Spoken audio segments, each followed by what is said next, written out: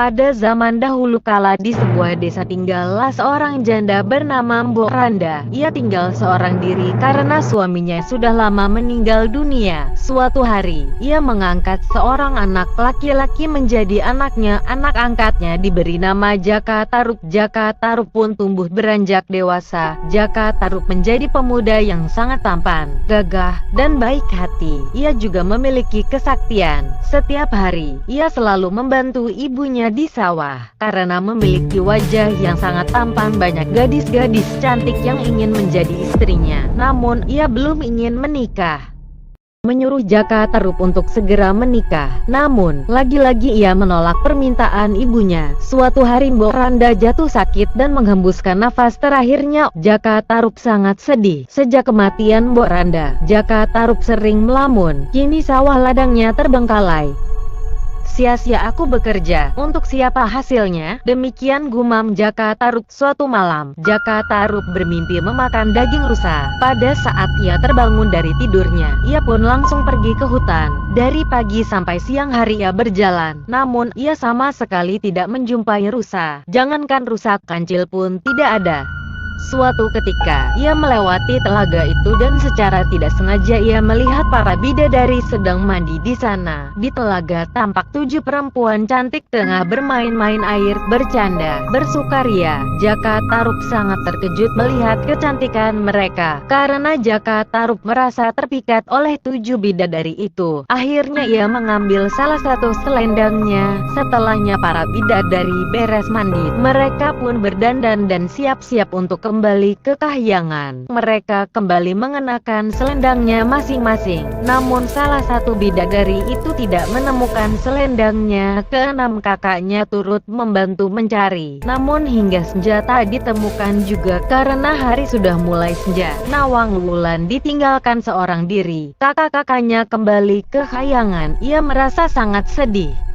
Tidak lama kemudian Jaka Tarub datang menghampiri dan berpura-pura menolong sang bidadari itu. Diajaknya bidadari yang ternyata bernama Nawang Wulan itu pulang ke rumahnya. Kehadiran Nawang Wulan membuat Jaka Tarub kembali bersemangat. Singkat cerita, mereka pun akhirnya menikah. Keduanya hidup dengan bahagia. Mereka pun memiliki seorang putri cantik bernama Nawangsih. Sebelum mereka menikah, Nawang Wulan mengingatkan kepada Jaka Tarub untuk tidak menanyakan kebiasaan yang akan dilakukannya nanti setelahnya ia menjadi istri. Rahasianya Nawang Wulan yaitu, ia memasak nasi selalu menggunakan 1 butir beras. Dengan sebutir beras itu ia dapat menghasilkan nasi yang banyak. Setelah mereka menikah, Jaka Tarub sangat penasaran. Namun, dia tidak bertanya langsung kepada Nawang Wulan, melainkan ia langsung membuka dan melihat panci yang suka dijadikan istrinya itu memasak nasi.